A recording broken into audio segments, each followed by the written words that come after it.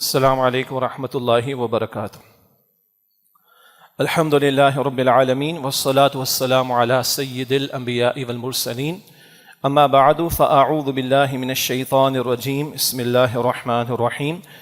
ان اللہ اشتری من المؤمنین انفسهم واموالهم بان لهم الجنہ یقاتلون فی سبیل اللہ فیقتلون ویقتلون وعدا علیہ حقا فی التوراة والانجیل والقرآن ومن اوفى بعہدہ من اللہ فاستبشروا ببیعکم الذی بایعتم بہ وذلک هو الفوز العظیم۔ صدق اللہ العظیم۔ اللہم صلی علی محمد وعلی آل محمد وبارک وسلم۔ رب اشرح لی صدری ویسر لی امری واحلل عقدۃ من لسانی یفقہوا قولی واجعل لی وزیرا من اہلی، آمین یا رب العالمین۔ قرآن حکیم میں سورہ توبہ اور اس کی آیت نمبر 111 ہے، اس کی تلاوت کی گئی۔ اس کا مفہوم اور مختصر وضاحت انشاءاللہ سمجھنے کی کوشش کریں گے، اور گفتگو کے آخر میں کچھ حالات حاضرہ کے حوالے سے بھی گزارشات آپ کے سامنے رکھنا مقصود ہیں۔ سورہ توبہ کی آیت نمبر 111 ہے۔ سورہ توبہ مدنی صورت ہے، لیکن ہم اور آپ جانتے ہیں کہ قرآن حکیم میں مدنی صورتوں میں کچھ مکی صورتیں موجود ہونا، یا مکی صورتوں میں کچھ مدنی آیات ہونا، یعنی مدنی صورتوں میں مکی آیات اور مکی صورتوں میں مدنی آیات کا موجود ہونا، یہ مثالیں ہمارے سامنے ہیں، اور یہ بات رسول اکرم صلی اللہ علیہ وسلم کے بتانے پر موقوف ہے۔ اسی لیے کہا جاتا ہے کہ قرآن حکیم کی جو ترتیب اس وقت ہمارے سامنے ہے، جس کو ہم مصحف کی ترتیب کہتے ہیں، تلاوت کی ترتیب کہتے ہیں، یہ توقیفی امور میں سے ہے، یعنی یہ رسول اللہ علیہ السلام کے بتانے پر موقوف ہے۔ ورنہ ہم جانتے ہیں کہ نزول کے اعتبار سے مکی صورتوں کا نزول پہلے ہوا اور مدنی صورتوں کا نزول بعد میں ہوا، لیکن ہم قرآن حکیم میں دیکھتے ہیں کہ بعض مدنی صورتیں ہیں مگر ان میں مکی دور کی آیات موجود ہیں۔ مثلا سورۃ البقرہ ہے، اس مدنی صورت ہے، لیکن اس کی آخری دو آیات، آیت نمبر 285 اور 286، یہ معراج کی شب نبی اکرم علیہ السلام کو عطا ہوئیں، اور معراج کا واقعہ مکی دور میں پیش آیا، تو یہ مثالیں موجود ہیں۔ اسی طرح مکی صورتیں ہوں لیکن ان میں آیات مدنی دور کی موجود ہوں، اس کی ایک مثال سورۃ المزمل کے آخر میں ہمارے سامنے آتی ہے۔ یہ جو آیت کریمہ ہے سورہ توبہ کی آیت نمبر 111، اس کے خاص شان نزول اور پس منظر مفسرین نے بیان فرمایا، اور جب نبی اکرم صلی اللہ علیہ وسلم نے بیعت عقبہ کے موقع پر بیعت لی ہے ان حضرات سے جو مدینہ شریف سے تشریف لائے تھے، گو کہ اس وقت وہ مدینہ شریف کا نام یثرب تھا اور بعد میں وہ مدینۃ النبی صلی اللہ علیہ وسلم بنا ہے، تو جو منی کی گھاٹیوں میں رسول اکرم علیہ السلام نے بیعت لی ہے، اس کا تفصیل کا موقع اس وقت نہیں ہے، اس موقع پر یہ آیت کریمہ نازل ہوئی، اور اس میں قتال کا ذکر بھی ہے۔ تو دلچسپ نکتہ یہ ہے کہ اس آیت کریمہ میں ہے سورہ توبہ میں مدنی صورت میں، لیکن اس کا نزول مکی دور میں ہوا، اور ایک رائے ہے کہ غالباً یہ وہ واحد آیت ہے جو نازل مکی دور میں ہوئی، ہے مدنی صورت میں، نازل مکی دور میں ہوئی، لیکن اس میں قتال کا ذکر ہے۔ ورنہ آپ اور ہم جانتے ہیں کہ قتال یعنی باقاعدہ جنگ کا معاملہ یہ مدنی دور کے موقع پر رسول اللہ علیہ السلام کی حیات طیبہ میں پیش آیا۔ دوسری بات یہ کہ اس آیت کریمہ میں اللہ تعالیٰ نے اپنی شان کریمی کا اظہار فرمایا ہے، اور ایک سودے کا ذکر فرمایا۔ سودا مجھے اور آپ کو کرنا ہوتا ہے، بائنگ سیلنگ ہے، خرید و فروخت ہے، اس کی ہمیں اور آپ کو حاجت ہے۔ اللہ تو بے نیاز ہے، اللہ کو کسی خرید و فروخت کی، اللہ کو کسی بائنگ سیلنگ کی، پرچیزنگ کی کوئی حاجت نہیں ہے، لیکن اللہ تعالیٰ کی شان کریمی ہے کہ اللہ تعالیٰ ایک انداز اختیار کرتا ہے بندوں کی موٹیویشن کے لیے، انسپریشن کے لیے، ان کی ترغیب کے لیے، ان کی تشویق کے لیے، اور ان کو شوق دلانے کے لیے۔ ایسا ہی ایک انداز اس مقام پر ہے کہ جہاں اللہ سبحانہ وتعالیٰ نے ایک سودے کا ذکر کیا، اور اللہ فرماتا ہے کہ وہ سودا میں نے بندوں سے کیا ہے، ایمان والوں سے۔ گو کہ دوبارہ اس کر رہے ہیں کہ اللہ کو کسی سودے کی حاجت نہیں ہے، مگر یہ ہماری ترغیب و تشویق کے لیے اللہ تعالیٰ نے انداز اختیار کیا۔ اگلی بات جو ابھی وضاحت میں مزید آ جائے گی، یہ آیت کریمہ بتا رہی ہے کہ میری اور آپ کی زندگیاں، میری اور آپ کی جان، میرا اور آپ کا مال، یہ بڑی قیمتی شے ہے۔ یہ کوئی گھٹیا حقیر شے نہیں ہے کہ اسے گھٹیا حقیر قسم کے کاموں میں لگا کر ختم کر دیا جائے۔ یہ آیت کریمہ بتا رہی ہے کہ اللہ نے جو جان مجھے اور آپ کو عطا کی، جو مال مجھے اور آپ کو عطا کیا، اور جان اور مال تو دو بڑے بڑے سمبلز ہیں نا، دو بڑی بڑی علامات ہیں اللہ کی عطا کردہ نعمتوں کے حوالے سے۔ جو کچھ بھی ہے وہ اللہ کی عطا ہے، اس میں سے جان اور مال کا ذکر کر کے سبھی کچھ جو بندوں کو عطا کیا گیا اس کا ذکر کیا جا رہا ہے۔ البتہ یہ بتایا جا رہا ہے کہ یہ تمہاری جان اور مال کو گھٹیا شے نہیں ہے کہ تم اسے گھٹیا کاموں میں لگا دو، بلکہ بڑی قیمتی شے ہے اور اس کو قیمتی ترین کاموں میں لگنا چاہیے۔ یہ ہے جو گفتگو اس مقام پر ہمارے سامنے انشاءاللہ تعالیٰ آئے گی۔ ایک مرتبہ ترجمہ کرتے ہیں اور پھر انشاءاللہ اس کی تھوڑی سی تشریح کرتے ہیں۔ فرمایا یہ سورہ توبہ آیت نمبر 111، ان اللہ اشتری من المؤمنین انفسهم واموالهم، بے شک اللہ سبحانہ وتعالیٰ نے ایمان والوں سے ان کی جانوں اور مالوں کو خرید لیا، اس کا سودا کر لیا، بِأَنَّ لَهُمُ الْجَنَّةِ، بے شک اس کے عوض ان کے لیے جنت ہے، یقاتلون فی سبیل اللہ، وہ قتال کرتے ہیں، قتال کریں گے، جنگ کرتے ہیں، جنگ کریں گے اللہ کی راہ میں، فیقتلون، پس وہ قتل کرتے بھی ہیں، ویقتلون، اور قتل کیے بھی جاتے ہیں، شہید بھی کیے جاتے ہیں، وعدن علی حقا فی التوراۃ والانجیل والقرآن، یہ وعدہ اللہ کے ذمہ کرم پر ہے سچا اور پکا، قرآن میں بھی بلکہ تورات میں بھی اور انجیل میں بھی اور قرآن حکیم میں بھی، تین الہامی کتابوں کا ذکر آیا۔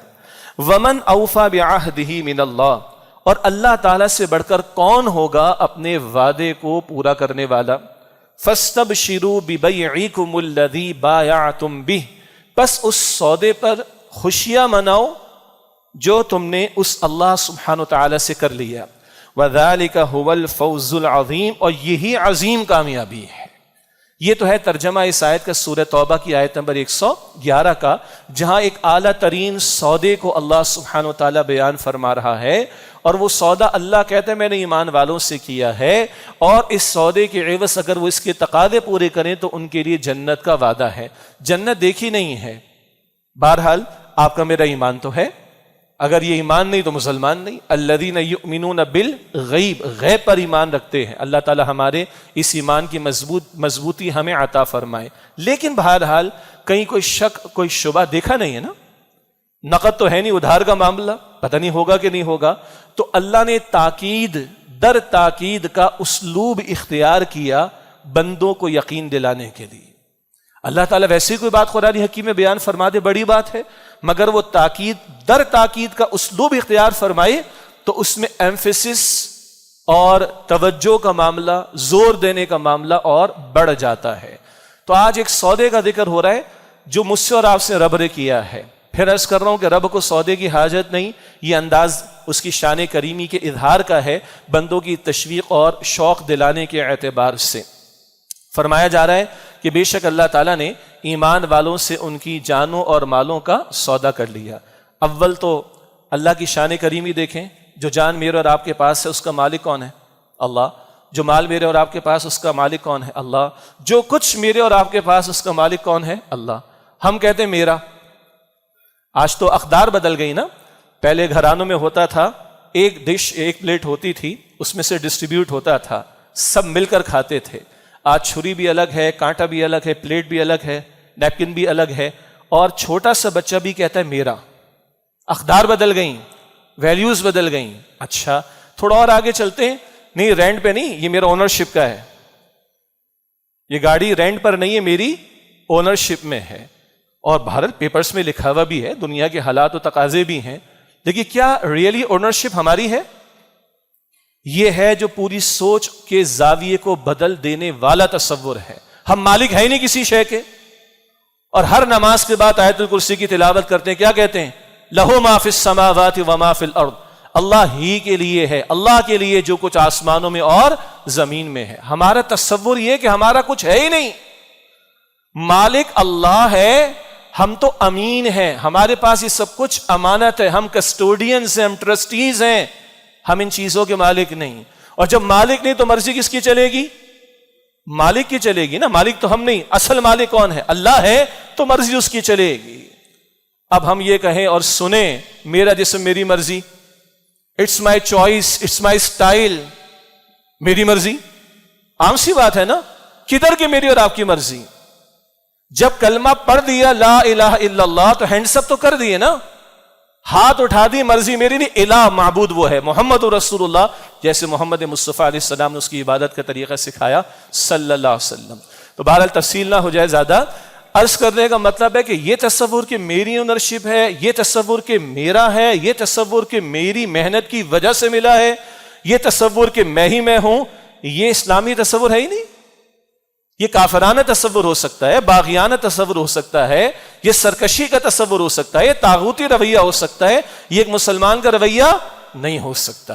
لیکن اس اللہ کی شان کریمی جس نے جان بھی دی، مال بھی دیا، سب کچھ دیا، کائنات سجائی، وَسَخَّرَ لَكُم مَّا فِي السَّمَاوَاتِ وَمَا فِي الْأَرْضِ جَمِيعًا مِّنْ، سورہ جاسیہ کی آیت نمبر 13 میں آیا، آسمان و زمین میں کائنات میں جو کچھ ہے تمہارے لیے سجایا ہے۔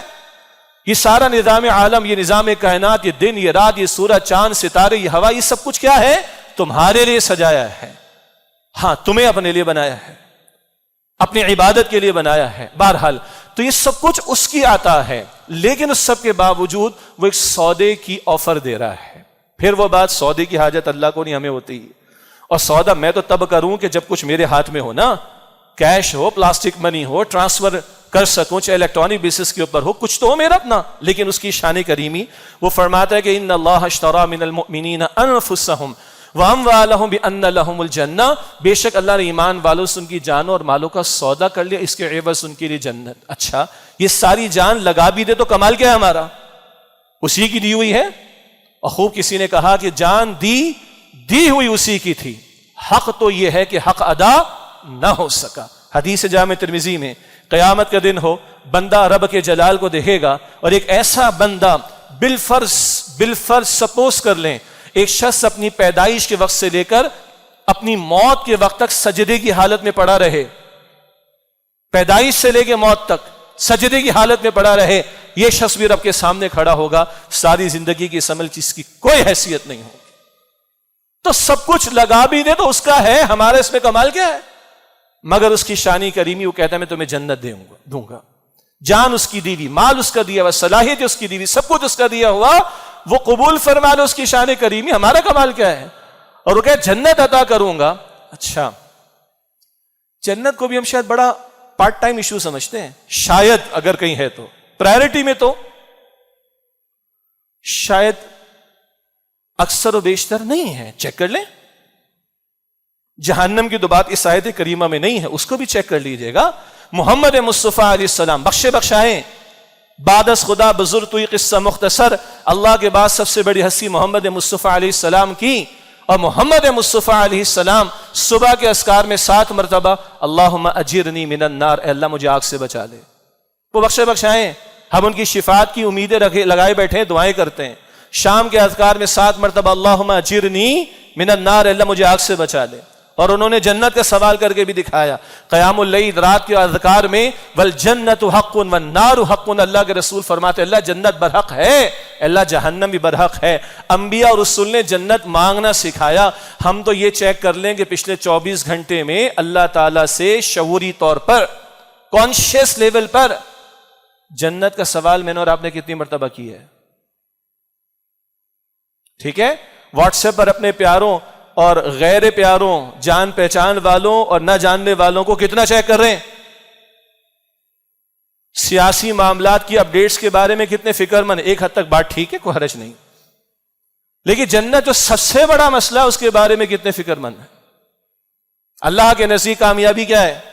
سورہ آل عمران کی آیت نمبر 185، فمن زحزح عن النار وادخل الجنت فقد فاز، جو جہنم سے بچایا گیا اور جنت میں داخل کیا گیا وہ یقیناً کامیاب ہو۔ وما الحیات الدنیا الا متاع الغرور، اور یہ دنیا کی زندگی دھوکے و فریب اور ڈسیپشن کے سامان کے سوا کچھ بھی نہیں ہے۔ اللہ یقین عطا فرما دے۔ بہرحال اللہ نے جنت کا ذکر فرمایا۔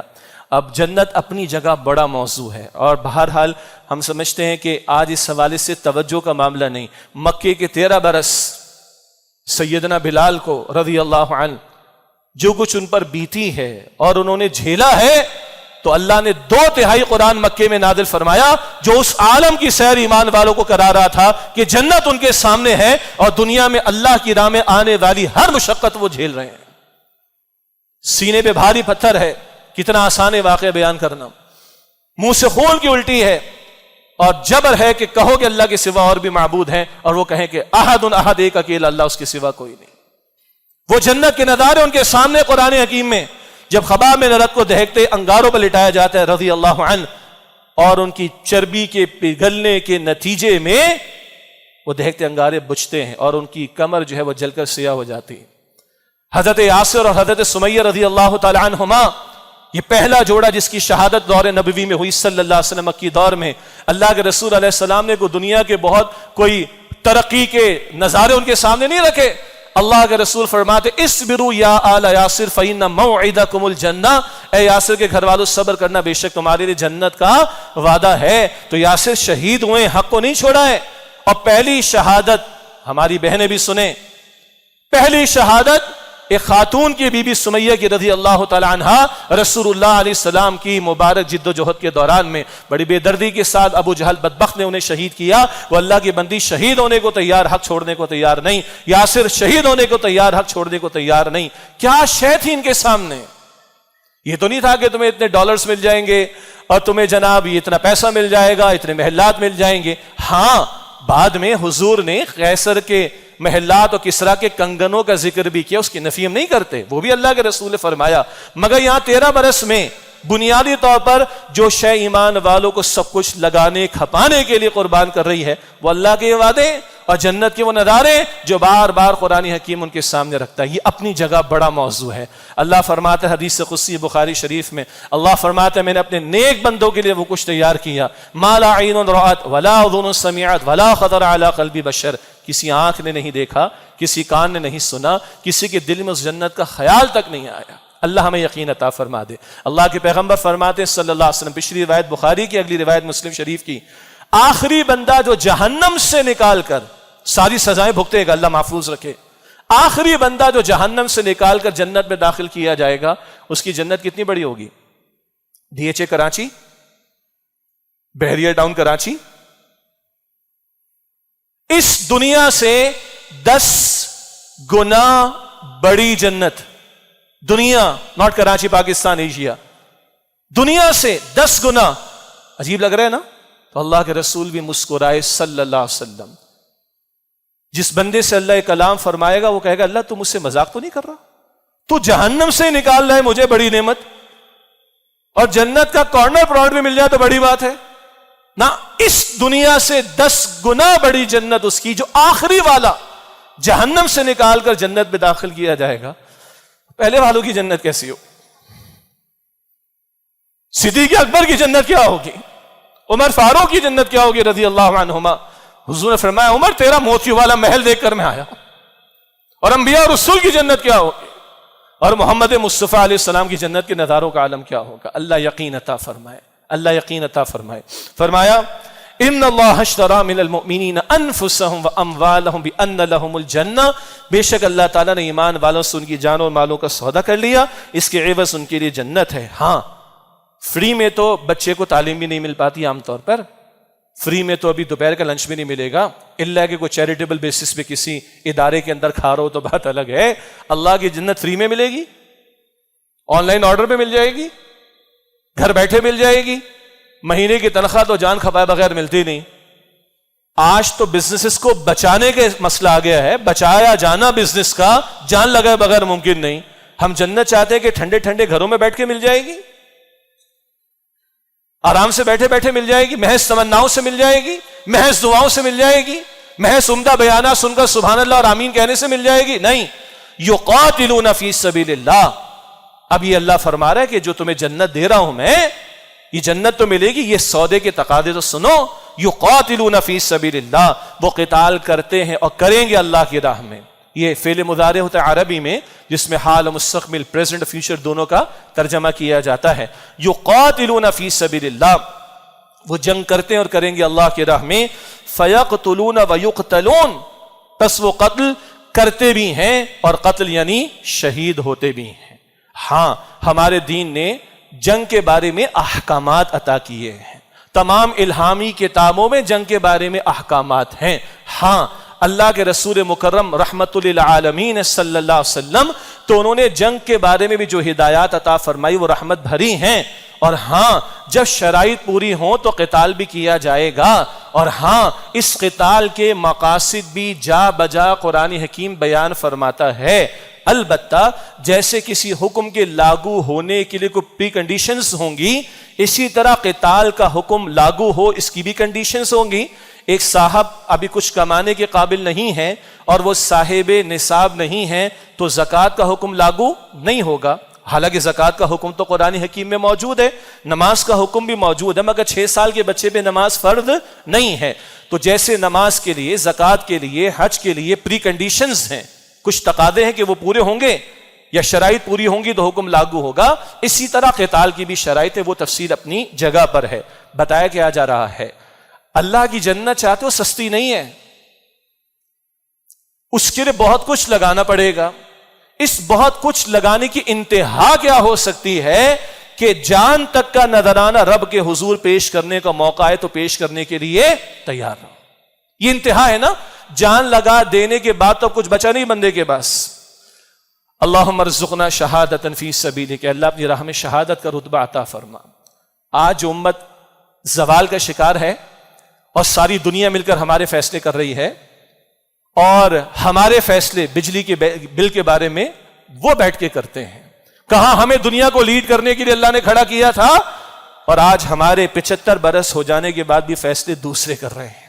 اللہ کے رسول نے فرمایا تھا صلی اللہ علیہ وسلم، بڑا طویل ایک وقت آئے گا قومیں ایک دوسرے کو تم پر حملہ کرنے کی دعوت دیں گی، جیسے دسترخوان سجا دیے جانے کے بعد دعوت دی جاتی کہ آئیے کھانا، اور لوگ آ جاتے ہیں، شادی بھی ہو تو ٹوٹ پڑتے ہیں۔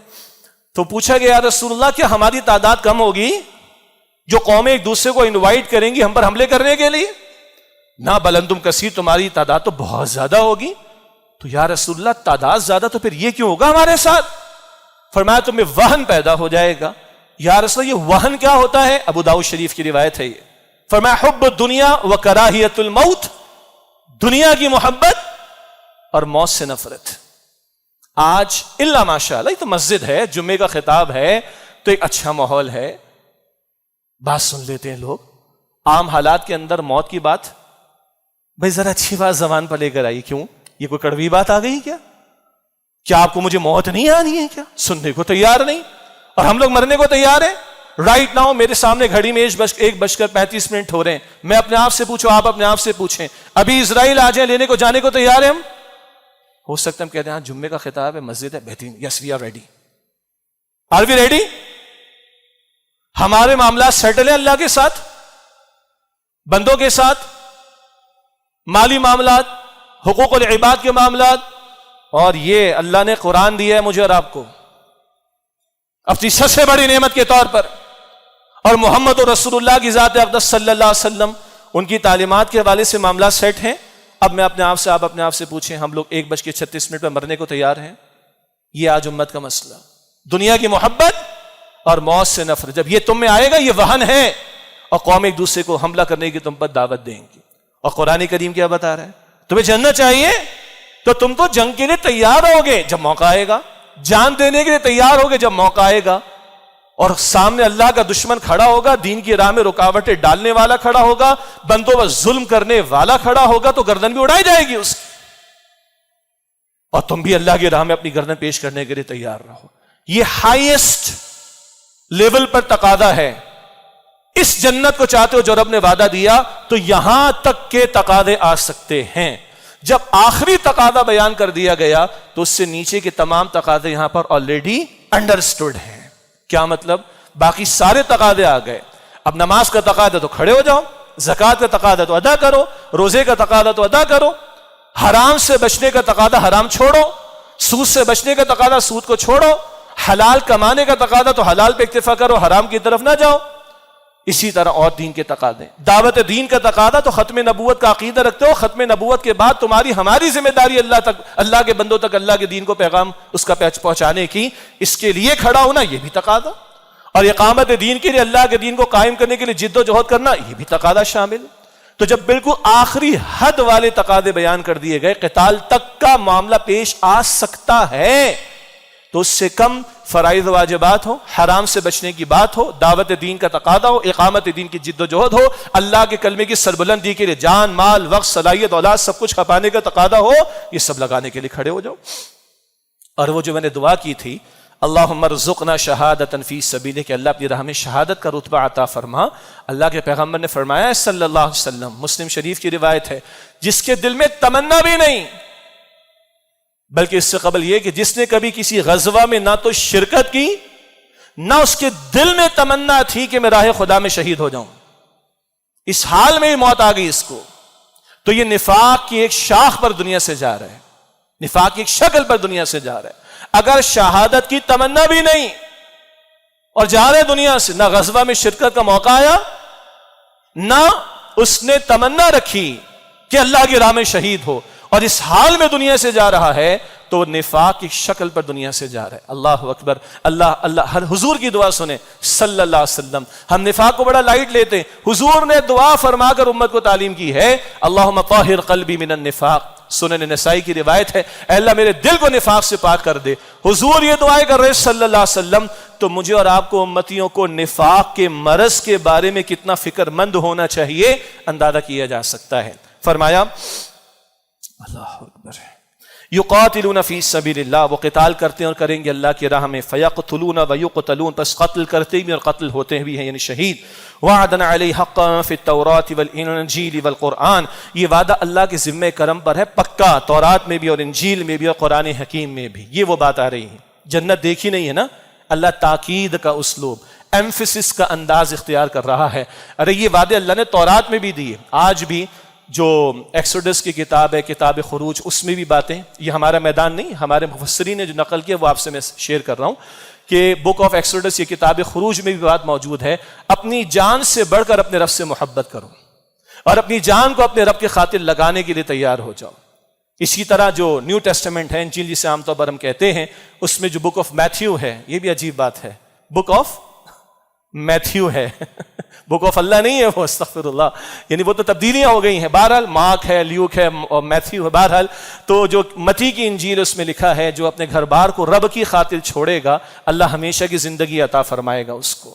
اور یہ ہمیشہ کی زندگی والی بات اگر انجیل میں ہے تو قرآن حکیم کے الفاظ بھی آپ کے ذہن میں آ گئے ہوں گے، سورۃ البقرہ کی آیت نمبر 154 میں، وَلَا تَقُولُوا لِمَن يُقْتَلُ فِي سَبِيلِ اللَّهِ أَمْوَاتٌ، اور جو لوگ اللہ کی راہ میں قتل یعنی شہید کر دیے جائیں انہیں مردہ مت کہو، بل احیاء، بلکہ وہ زندہ ہیں، وَلَٰكِن لَا تَشْعُرُونَ، مگر تمہیں ان کی زندگی کا شعور نہیں۔ تو یہ وعدے تورات میں بھی، انجیل میں بھی، قرآن حکیم میں بھی، اور مزید تاکید اگلے الفاظ میں فرمایا وَمَنْ أَوْفَى بِعَهْدِهِ مِنَ اللَّهِ، اور اللہ سے بڑھ کر کون ہوگا اپنے وعدے کو پورا کرنے والا؟ اللہ تو سچا ہے، 2 مرتبہ قرآن پاک میں آیا، سورہ نساء کی آیت نمبر 87 میں، سورہ نساء کی آیت نمبر 122 میں، وَمَنْ أَصْدَقُ مِنَ اللَّهِ قِيلًا وَمَنْ أَصْدَقُ مِنَ اللَّهِ حَدِيثًا، اللہ سے بڑھ کر کس کا قول سچا ہوگا، اللہ سے بڑھ کر کس کی بات سچی ہوگی، اللہ کے کلام سے بڑھ کر سچا کلام کس کا ہوگا، مگر اللہ تاکید در تاکید کا اسلوب اختیار فرما رہا ہے، اور مزید تاکید آئی وعدًا علیہ حقًا ومن اوفى بعہدہ من اللہ، اور اللہ سے بڑھ کر کون ہوگا اپنے وعدے کو پورا کرنے والا؟ بھئی اللہ کے وعدوں میں کوئی شک ہے؟ نہیں۔ باقی جو کچھ ہمارے سامنے ہے نا، اس میں امکانات ہوتے ہیں، شیورٹی نہیں ہوتی۔ مثلا منتھ اینڈ ہے، ابھی آج 29 تاریخ ہے نا، تو ابھی جولائی ختم ہو جائے گا 31 کو، مثلا کوئی 15-16 کو بیٹھا ہو، ہاں جی جولائی کا مہینہ ختم ہو گیا، اگست کا مہینہ ختم ہوگا، اور جناب میں بھی زندہ رہوں گا، میرا امپلائر بھی زندہ رہے گا، کمپنی بینکرپٹ نہیں ہوگی، ٹھیک، وہ جو اکنامکس میں کہتے ہیں other things would remain the same, سب کچھ ٹھیک رہے گا، تو ایک امکان ہے کہ میں زندہ بھی رہوں، میرا امپلائر بھی زندہ رہے، میری کمپنی بھی ٹھیک رہے، کمپنی کی دیوالیہ نہ ہو، کمپنی کے پاس پیسہ بھی موجود ہو، مہینہ پورا بھی ہو جائے اور مجھے تنخواہ مل جائے۔ امکانات ہے نا؟ جبکہ یہ بھی امکان ہے کہ میرا انتقال ہو جائے، میرے امپلائر کا انتقال ہو جائے، کمپنی بینکرپٹ ہو جائے، کمپنی کا دیوالیہ ہو جائے اور مسائل پیش آ جائیں۔ نہیں نہیں نہیں نہیں، سب کچھ ٹھیک رہے گا، یہ بھی ہو جائے گا۔ کتنی جان میں لگاتا ہوں، کتنی جان آپ لگاتے ہیں۔ کاروبار کرنا کوئی آسان کام ہے آج کل؟ نوکری کو آسان کام ہے؟ بہرحال لگاتے ہیں نا، سب امکانات ہیں۔ مے بی پرہیپس ایسا رہے گا۔ ہم جو جن بیسس کے اوپر پوری اپنی جانوں کو کھپا رہے ہیں، یہ امکانات ہیں۔ اور اللہ جو وعدے دے رہا ہے، اللہ کا کلام جو وعدے دے رہا ہے، اللہ کے رسول علیہ السلام جو وعدے دے رہے ہیں، وہ امکانی بات ہے، وہ 100% پلس شیور بات ہے، سچی بات ہے، کوئی شک نہیں۔ تو امکانی باتوں پر آپ کی میری، بلکہ پہلے میں پھر آپ، امکانی باتوں پر میری اور آپ کی جان کتنی کھپ رہی ہے، اور یقینی باتوں پر میری اور آپ کی جان کتنی کھپ رہی ہے۔ سادہ سی بات کسی نے بڑے سادہ انداز میں سمجھا دی، بیٹا جتنا دنیا میں رہنا ہے اتنی دنیا کی فکر کر لو، اور جتنا آخرت میں رہنا ہے اتنی آخرت کی فکر کر لو۔ کتنا رہنا ہے دنیا میں جی؟ آواز آئے گی 70-80 کی، شیورٹی ہے؟ ہم نے 78 برس کے اپنے ایک چچا کو دفن کیا، ان کے ساتھ ان کے 3 دن سانس لینے والے ایک بچہ، اس کا انتقال ہوا، اس کی قبر تھی۔ پڑوس میں ہمارے کزن کی بیٹی 1.5 سال کی، اس کی قبر تھی۔ کوئی شیورٹی ہے میری اور آپ کی؟ چلیں گینیز بک آف ریکارڈ میں کتنا ہوگا؟ 145 کے آس پاس کچھ ہوگا، 135 ہوگا، کتنا جی لیں؟ اور آخرت کتنی؟ وَإِنَّ الدَّارَ الْآخِرَةَ لَهِيَ الْحَيَوَانِ، حیوان نہیں، حیوان ہے قرآن حکیم یہ لفظ اس مقام پر۔ آخرت تو ہمیشہ کی زندگی۔ تو کتنی سمپل سی لاجیکل بات ہے، ہم بڑے لاجیکل بنتے ہیں۔ رسول اللہ نے بھی ایک لاجک بتائی صلی اللہ علیہ وسلم، میں عرض کرتا ہوں کتنی سمپل سی لاجیکل بات ہے۔ جتنا دنیا میں رہنا ہوتا ہے دنیا میں اس کی فکر کر لو، جتنا آخرت میں رہنا اتنی آخرت کی فکر کر لو۔ ہم سب کو پتہ ہے کہ دنیا میں کتنا رہنا ہے۔ وہ کل کھڑے ہوں گے كأنهم يوم يرونها لم يلبثوا الا عشية او ضحاها، سورہ نازعات کے آخر میں، آخری پارے میں، کہ کیسا محسوس ہوگا جب وہاں قیامت کے دن کھڑے ہوں گے؟ بس صبح کی چند گھڑیاں یا شام کے لمحات، پوری زندگی اتنی فیل ہوتی محسوس ہوگی۔ اور رسول اللہ علیہ السلام فرماتے ہیں، مسلم شریف کی روایت، تم میں سے کوئی شخص اپنی انگلی سمندر میں ڈالے اور نکال کر دیکھے کتنا پانی لگ کر آیا۔ یہ انگلی پر لگ کر آیا جو کہ بہہ جائے گا، یہ ہے دنیا۔ اور وہ ٹھانٹے مارتا سمندر، وہ حد نگاہ تک پھیلا ہوا سمندر۔ یہ پیچھے سمندر ہے نا ہمارا سی ویو پہ، نظر آتا ہے اس کا دوسرا کنارہ نظر آتا ہے؟ نہیں، حد نگاہ تک پھیلا ہوا وہ آخرت ہے۔ کوئی موازنہ ہے دونوں کا؟ تو بھائی لاجیکل بنو نا۔ اللہ کے رسول فرما رہے صلی اللہ علیہ وسلم، عقل مند وہ ہے اپنے آپ کو قابو میں رکھے، سیدھا چلے اور عمل کرو زندگی کے لیے جو موت کے بعد آنے والی، اس سے بڑی کوئی عقل مندی نہیں ہے۔ بہرحال کیونکہ عقل مند بہت بنتے ہیں لوگ، مگر عقل مندوں کو بھی سمجھ نہیں آ رہی ہوتی، تو اللہ اپنے کلام میں بار بار بھی ذکر کرتا ہے۔ اللہ اپنے کلام میں ایمفسس کا، تاکید کا انداز اختیار فرما رہا ہے اور ارشاد فرما رہا ہے وَمَنْ أَوْفَى بِعَهْدِهِ مِنَ اللَّهِ، اور اللہ سے بڑھ کر کون اپنے وعدے کو پورا کرنے والا ہوگا؟ فَاسْتَبْشِرُوا، پس خوشیاں مناؤ، بِبَيْعِكُمُ الَّذِي بَايَعْتُمْ بِهِ، اس بیع یعنی سودے پر جو تم نے اللہ سے کر لیا۔ اللہ اکبر۔ پھر وہ شروع والی بات، سودے کی ہمیں حاجت، اللہ کو حاجت نہیں۔ اللہ تعالیٰ یہ انداز جا بجا قرآن حکیم میں مختلف پیرایوں میں استعمال فرماتا ہے بندوں کی ترغیب کے لیے۔ جیسے سورہ صف آیت نمبر 14 ہے، یا ایھا الذین آمنوا کونوا انصار اللہ، اے ایمان والو اللہ تعالیٰ کے مددگار بن جاؤ۔ اللہ کو کسی مدد کی ضرورت ہے؟ قطعاً نہیں، لیکن عالم ظاہر میں بدر تو سجا نا، احد کا میدان تو سجا، ایمان والوں کی جانیں بھی اللہ کی راہ میں پیش ہوئیں، تو عالم ظاہر میں اللہ کے کلمے، اس کے دین کی سربلندی کے لیے ایمان والوں نے محنت کرنی ہے۔ ہاں دین اللہ کا ہے، جو چاہے سو کرے، جب چاہے گا غالب کر دے گا، مگر ایمان والے اپنی جان، مال، وقت، صلاحیت، اولاد کو دین کے لیے لگاتے ہیں۔ اللہ فرما رہے تم میری مدد کر رہے ہو، اللہ کو مدد کی حاجت نہیں، یہ بندوں کی ترغیب و تشویق کے لیے۔ بدر سجا، صحابہ کھڑے ہوئے، اولن تجارتی قافلے کی طرف گئے، باقاعدہ جنگی تیاری کا معاملہ نہیں تھا، لیکن مدبھیڑ ہو گئی، بدر کا میدان سج گیا، 70 کافر قتل بھی ہو گئے۔ اللہ قرآن میں فرماتا ہے، سورہ انفال آیت نمبر 16-17 میں ذکر آیا، فَلَمْ تَقْتُلُوهُمْ وَلَٰكِنَّ اللَّهَ قَتَلَهُمْ وَمَا رَمَيْتَ إِذْ رَمَيْتَ وَلَٰكِنَّ اللَّهَ رَمَىٰ۔ مسلمانوں تم نے تھوڑی قتل کیا ان کافروں کو، اللہ نے قتل کیا ہے۔ اے نبی مٹی آپ نے نہیں پھینکی صلی اللہ علیہ وسلم، مٹی اللہ نے پھینکی۔ ارے عالم ظاہر میں حضور موجود ہے صلی اللہ علیہ وسلم، حضور کی مٹھی ہے، حضور کی مٹھی میں مٹی کنکریاں ہیں، حضور نے پھونک ماری ہے، صحابہ موجود ہیں، تلواریں نہیں صحیح، اور کوئی نیزہ کسی کے پاس ہوگا، کوئی شاخ ہی کسی درخت کی ہوگی، کچھ نہ کچھ تو تھا۔ اللہ کہتا ہے تم نے قتل نہیں کیا، میں نے قتل کیا۔ اللہ فرماتا ہے نبی آپ نے مٹی نہیں پھینکی، میں نے پھینکی ہے۔ یہ ترغیب و تشویق ہے، بندہ عمل کر رہا اور اللہ کہتا ہے تو نہیں کر رہا، میں کر رہا ہوں۔ اس کو بھی تنہائی میں کبھی سوچئے گا۔ روحانیت کیا ہے؟ قرب الہی کا حصول۔ تو روحانیت و قرب الہی کا اس سے اوپر کیا مقام ہوگا؟ مجھے بتائیے کہ بندہ عمل کرے اور اللہ فرمائے کہ تو نہیں کر رہا، میں کر رہا۔ اللہ یقین عطا فرما دے. یہ ترغیب و تشویق. اب اللہ فرما رہا ہے فاستبشروا ببیعکم الذی بایعتم بہ، بس اس سودے میں خوشیاں مناؤ جو تم نے اللہ سے کر لیا. ہاں اسی سے پھر وہ لفظ بیعت ہمارے یہاں استعمال ہوتا ہے. ایک ہمارے تصوف کے میدان میں ایک فرد کی اصلاح کے لیے بیعت کا تصور ہے، اور ایک ہے جو ہمیں نبی اکرم علیہ السلام کے دور سے مختلف نوعیت کی بیعتوں کا تصور ملتا ہے، اور دینی جماعت بنانے اور دینی جماعت کا نظم چلانے کے لیے بھی بیعت کا تصور ہمیں رسول اکرم علیہ السلام سے ملتا ہے. اس حوالے سے ہمارے استاد محترم بانی تنظیم اسلامی ڈاکٹر اسرار صاحب رحمۃ اللہ علیہ، ان کا ایک بڑا پیارا خطاب ہے اسلامی نظم جماعت میں بیعت کی اہمیت. ویسے تو وہ یو ایس اے میں امریکہ میں ان کا خطاب تھا، اردو میں چھپا ہوا ہے الحمدللہ، وہاں بھی اس کی تفصیلات ملیں گی. اور الحمدللہ بانی تنظیم اسلامی ڈاکٹر اسرار صاحب رحمۃ اللہ علیہ نے اسی سنت رسول صلی اللہ علیہ وسلم کی پیروی کرتے ہوئے تنظیم اسلامی بیعت ہی کی بنیاد پر قائم فرمائی تھی، اور اللہ کا شکر ہے کہ آج بھی تنظیم بیعت ہی کی بنیاد پر قائم ہے. قرآن کریم میں اور بھی اس کا ذکر آتا ہے سورہ فتح میں، جہاں بیعت صلح حدیبیہ کے موقع پر بیعت رضوان جو ہوئی اصحاب شجرہ کی، اس کا ذکر ہے. پھر خواتین کی بیعت کا ذکر سورۃ الممتحنہ کے آخر میں آتا ہے.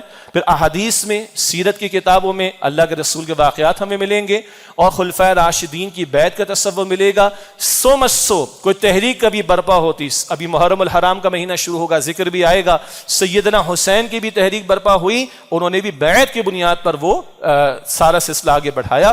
اور الحمدللہ امت کی 14 صدیوں سے بیعت ہی کا تصور دینی اجتماعیت قائم کرنے، حتیٰ کہ خلافت کے انعقاد کے لیے بھی بیعت کا ہی تصور ہمیں ملتا ہے، اور تنظیم اسلامی بھی اسی بیعت کے تصور پر الحمدللہ کاربند ہے.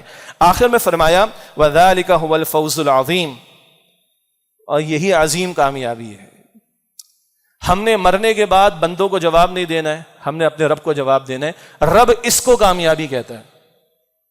باقی 2 فٹ نیچے 6 فٹ کا گڑھا بادشاہ کے محل سے جنازہ اٹھے گا، یا غریب کی جھوپڑی سے جائے گا جب جہاں سے کچھ بھی نہ ساتھ ہوگا. 2 گز کفن کا کپڑا تیرا لباس ہوگا. یاد رکھ سکندر کے حوصلے تو عالی تھے، جب گیا تھا دنیا سے دونوں ہاتھ خالی تھے. This is not the end. وہ اینڈ آف ٹائمز بھی بنا ڈالی، this is not the end. And تو وہاں جا کے پتا چلے گا کون کامیاب ہوا کون ناکام ہوا. یہ ہے اصل کامیابی اللہ سبحانہ و تعالیٰ کے نزدیک. اللہ اس کا ہمیں یقین اور اس کے لیے محنت کرنے کی توفیق عطا فرمائے. مختصراً چند حالات حاضرہ کے حوالے سے باتیں. کیا حالات حاضرہ پر تبصرہ کریں؟ جو اس وقت ملک کی ابتر صورتحال ہے، سیاسی سطح پر، معاشی سطح پر، معاشرتی سطح پر بارہا ذکر آتا رہا، لیکن بہرحال یہ ہمارا دینی فریضہ ہے. ابھی وفاقی کیبنٹ نے جو ہے وہ ایک آرڈیننس لانے کی بات کر ڈالی کہ ملک کے ایسٹس کو ہم سیل کریں گے. 1988-89 سے ہم نے IMF سے قرضے لینا شروع کیے، غلام بننا گویا کہ ہم نے شروع کیا. اس وقت کے فیکٹس اینڈ فیگرز کو اٹھا لیں اور آج کا حشر دیکھ لیں. اس سود کے دھندوں نے اور ان عالمی بدماشوں کی غلامی نے آج ہمیں یہاں پہنچا رکھا ہے، جس کی تفصیل کا اس وقت موقع نہیں ہے. ماضی میں ہم اپنے ملک کے ایسٹس کو گروی رکھواتے تھے کولیٹرل کے طور پر اور لون لیتے تھے. ہم نے ایئرپورٹس رکھوا دیے، ہائی ویز رکھوا دیں، اور کچھ اور ہمارے ایسٹس رکھوا دیے. اب ہم کچھ اپنے بڑے سیٹ اپس کو گروی رکھوانے کے بعد بیچنے کی باتیں کریں گے. انا للہ و انا الیہ راجعون. لیکن دنیا کے عالمی بدماشوں اور دہشت گردوں کو، امریکہ اینڈ کمپنی، ان کو جو ہمارا سب سے بڑا ایسٹ کھلتا ہے وہ کون سا ہے؟ ہماری ایٹمی صلاحیت، جو اللہ نے چھپڑ پھاڑ کر دے رکھی ہے. کوئی تو وجہ ہے کہ پھر واجپائی نے بیان چینج کر دیا تھا. 14 مئی 1998 بھارت نے اعلان کیا ایٹمی دھماکوں کا، اور 15 مئی 1998 کو واجپائی وزیر اعظم تھا، کہتا ہم پاکستان کی اینٹ سیٹ بجا دیں گے. 28 مئی کو الحمدللہ ہم نے اعلان کر دیا. 29 مئی کی صبح واجپائی نے کہا we are ready for the table talks. This is the difference. تو آج ان عالمی بدماشوں اور دہشت گردوں کی نگاہ ہماری اس ایٹمی صلاحیت پر ہے. اللہ ہمارے ان حکمرانوں کو سمجھ عطا فرمائے. یہ بیچتے چلے جاؤ گے تو بچے گا ہمارے پاس کیا؟ باقی تفسیر ہم کرتے رہے، آئندہ بھی کرتے رہیں گے. جب تک اللہ اور اس کے رسول سے جنگ ختم نہیں کریں گے ہمارے معاملات نہیں سدھریں گے. ہم 4000 ارب روپیہ 4000 ارب روپیہ صرف سود کی مد میں ادا کر رہے ہیں، اندرونی بیرونی قرضوں پر. یہ جنگ کریں گے تو نتیجے نکلیں گے ہمارے. دوسری بات، ہمارے حکمرانوں کو بڑے متحرک نظر آتے ہیں، اور ان میں بعض دینی حضرات بھی بڑے متحرک نظر آتے ہیں۔ پنجاب کا حال آپ نے دیکھ لیا، اب وہ کہتے ہیں وفاقی حکومت گرا دیں گے، وہ کہتے ہیں ہم یہ کر دیں گے، وہ سب کو اس کی فکر ہے۔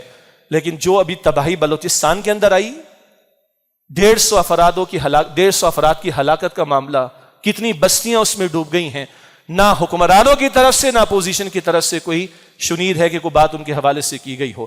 یعنی اتنے ہم ہوس کے غلام ہیں اور کرسی اقتدار کے بھوکے ہیں اور اپنے ذاتی مفادات کے بھوکے ہیں، اتنی بڑی آفتیں آ رہی ہیں، ہم سیاسی معاملات کے جوڑ توڑ کے اندر تو بڑے متحرک نظر آ رہے ہیں، مگر ہم یہ عوام کے حوالے سے متحرک ہونے کو تیار نہیں۔ اور جو کراچی میں بیت رہا ہے، بہرحال میں 17 سال وہ شادمان ٹاؤن کے علاقے میں جمعہ پڑھاتا رہا، اب یہاں پہ سلسلہ کچھ شروع ہوا، پچھلے جمعے ذکر آ چکا ہے، یہاں پہ کروڑوں روپیہ لگا ڈرینیج کے سسٹم کے اوپر، کیا حشر ہے یہاں پہ DHA میں، تو باقی شہر کا عالم کیا ہوگا آپ اندازہ کر سکتے ہیں۔ یعنی کلپ کروں اس ساری باتوں کو، ایک طرف ہم نے اللہ اور اس کے رسول کے ساتھ جنگ کر رکھی ہے، اور اللہ کے عطا کردہ نظام عدل کو ہم نے 75 برس سے قائم کرنے کی کوشش نہیں کی۔ نمبر 2، ہم 75 برس سے یہی فرسودہ سڑا ہوا نظام، جس میں صرف چہرے بدلے، نظام نہیں بدلتا۔ ایک طرف دعویٰ کیا جاتا ہم تبدیلی لے آئیں گے، یہ کر دیں گے، اور پنجاب میں ایسے شخص کو لا کے بٹھانے کے لیے وہ تیار ہو جاتے ہیں جس کو خود ڈاکو کہتے رہے، چور کہتے رہے، نہ جانے کیا کچھ کہتے رہے۔ آخری نقطہ یہ ہے جو ہم بار بار ایمفیسائز کرتے ہیں، اس عوام کو ہماری کھڑا ہونا ہوگا۔ لیکن کھڑے ہونے سے مراد توڑ پھوڑ اور یہ نعرے بازی فقط نہیں، ہم نے غداری کی ہے اللہ کے ساتھ، ہم نے 75 برس پہلے اللہ کا نام لے کر یہ ملک حاصل کیا، ہم نے اللہ کے ساتھ غداری کی ہے، اللہ کے دین کے ساتھ وفاداری نہیں کی ہے، اس لیے ہمارے معاملات سدھر نہیں رہے۔ لیکن یہ 75 برس کے بعد بھی ہمیں نقطہ سمجھ نہیں آ رہا، جب تک ایک سجدہ جسے تو گراں سمجھتا ہے 1000 سجدوں سے دیتا ہے آدمی کو نجات، جب تک اس طرح پیش رفت نہیں کریں گے آپ اور ہم الٹے لٹک کر زمین کے اندر چلے جائیں، ہمارے مسئلے حل نہیں ہو سکتے۔ اللہ ہمیں، ہماری عوام کو، ہمارے حکمرانوں کو، ہمارے ذمہ داران کو اللہ کی طرف رجوع کا مطلب توبہ توبہ توبہ کرنا نہیں، رجوع کا مطلب ہے حرام کو چھوڑو اور فرائض و واجبات پر عمل، اور اللہ کی شریعت کے احکامات کا اجتماعی سطح پر نفاذ، تب اللہ کی مدد آئے گی اور ہمارے حالات سدھریں گے انشاءاللہ۔ وآخر دعوانا الحمدللہ رب العالمین۔